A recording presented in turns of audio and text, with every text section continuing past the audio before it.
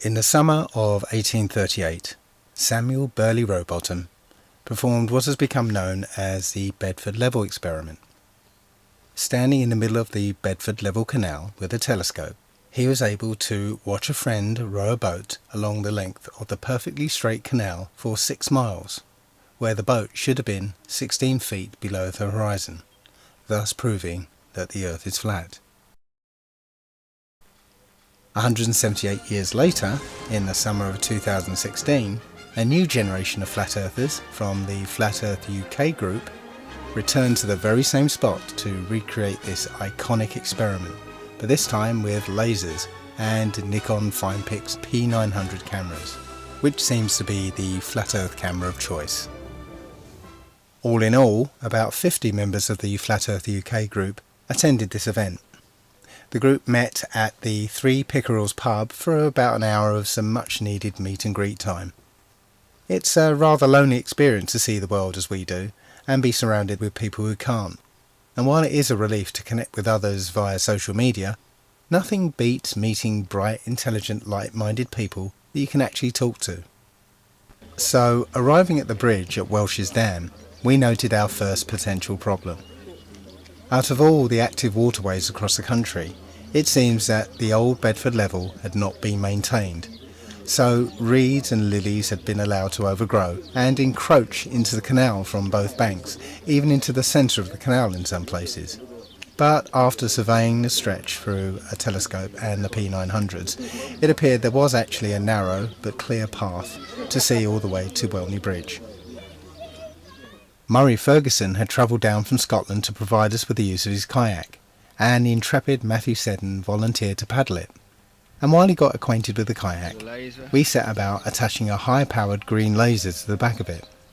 The deck of the kayak was about 8 inches from the water, but it sloped upwards, so we had to use our best judgment to place the laser as level as possible. And with that done, we were ready.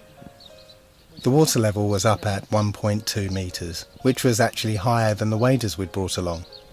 We also had a dry suit that leaked, and since nobody there wanted to sacrifice a tripod to the water, it was decided to film the kayak from the bridge, and I would don the not-so-dry suit, then perhaps take pictures from the water once Matthew had reached the end. Matthew began to paddle towards Ŵyl Bridge, with 3 high-powered cameras with telephoto lenses, a telescope and multiple pairs of eyes trained on him.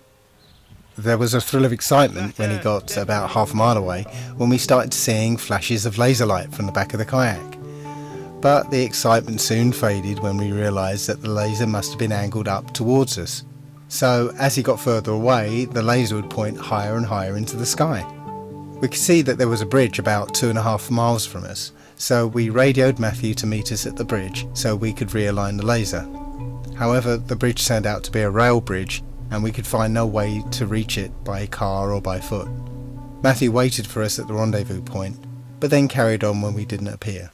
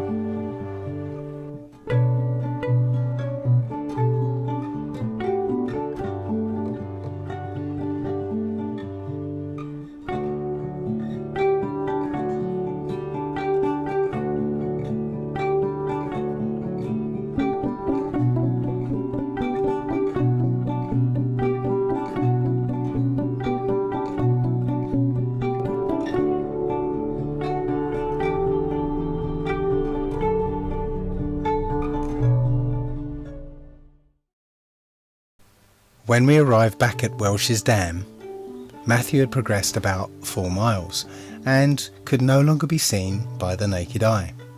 However, he was clearly visible in the camera screens.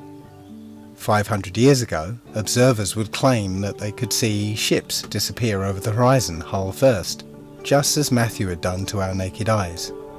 However, these ancient observers did not have access to the Nikon FinePix P900, so an enduring myth was dispelled, and that so-called proof of the curvature of the Earth was rendered invalid.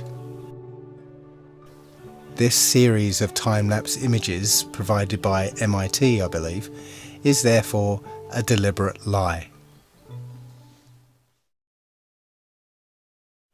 The weather on the day was rather strange. One moment it was hot and sunny, and the next it was raining, but throughout the atmosphere was thick and muggy, and there was a heat haze coming off the water. So under those conditions, we began to lose sight of Matthew's bright orange life jacket and white paddles at about 5.5 miles. When he finally reached ll�rnny Bridge, Matthew began waving the paddle and the laser, which by that time had unfortunately exhausted its battery.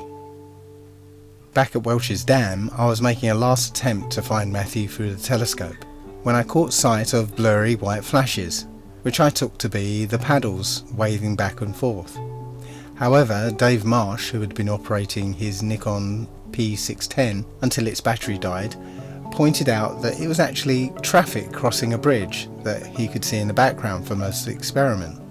There was a wave of disappointment until it was realised that the only road bridge on that stretch of canal was in fact ll�rnny Bridge itself, and the cameras could see the cars crossing the bridge 6 miles away throughout the experiment. Although the experiment was a rather ad hoc affair and not performed under ideal conditions, not a hint of curvature was detected.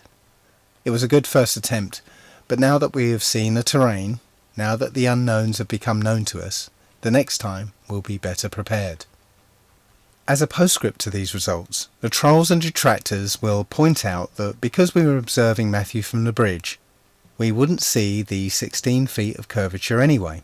But I would like to add in some of the latest and very fine work by ~ğeronism, who has correctly pointed out that the calculation of 8 inches per mile squared is actually wrong.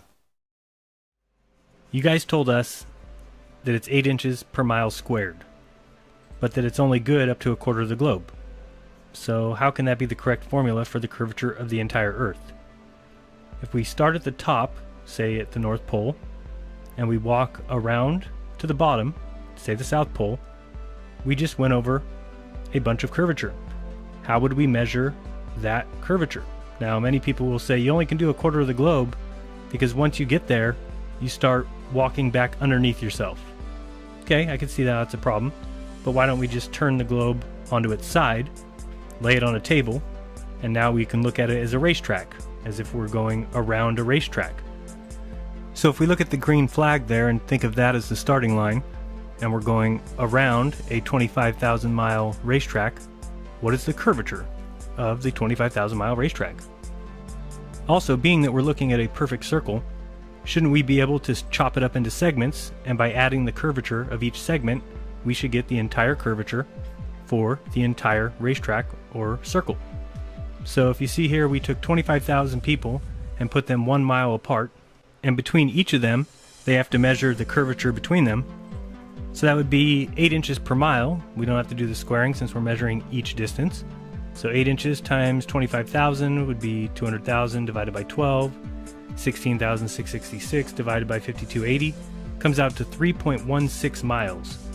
So Mike, is that what you want me to believe, that there's 3.16 miles of curvature on a ball 25,000 miles around, and by only curving 3.6 miles I will end up back where I started after walking upside down?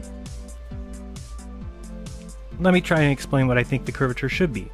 So here you're looking at somebody who just walked from the North Pole to the South Pole. Obviously following the white arrows, he went around the globe, but he is now completely 180 degrees different from when he started. He started standing upright, now he's standing upside down. So an engineer told me if we draw a line from our 2 points on the globe surface, so you'll see I drew one at about 12 o'clock and one about 2 o'clock, and connected those with the line segment A, then the distance between A and the surface, which is marked as line B, would be the curvature. Would you agree with that? If so, then we'll take a new line, we'll call that D, from the North Pole down to the South Pole, and we'll call the line R for the radius going from the middle out to the surface of the globe. So now that would mean that if you walked from the North Pole down to the South Pole, you went over the amount of curvature that is R, which is the radius. Not really sure how this can be disputed. Seems right. You definitely went up and over the 4,000 mile hill, so I could see it being 4,000 miles of curvature in 12,500 miles traveled. Now if we wanted to complete and go through the whole globe, we just continue on our way back up to the other side, and there that means that we went through 7,917 miles of curvature. And so if we wanted to figure out the curvature of the entire ball, we would just do 2 pi r, which equals 24,862, then take that 7917 and divide it by the circumference, which is 24,862, and we get 0.318. Let's see if this sounds right. So you'll see I use the red marks to mark off 8 sections of the globe. So it's 8 different sections, so we take 24,862 and divide it by 8, which gives us 3107. So that's 3,107 miles traveled in between each of the red segments. And if we take that and we multiply it by the 0.318, we get 988. Well, 988 sounds about right for the miles of curvature in each section of 3107. And if we take that 988 and multiply it back out by the 0.318, of course we get the 7917, which is the exact diameter of the Earth, which is double the radius, which is the curvature of each half. So when you look at it that way, it starts to make sense. Now we can actually figure out what the curvature of the globe would be, and it is preposterous. Again, it is simply a deception.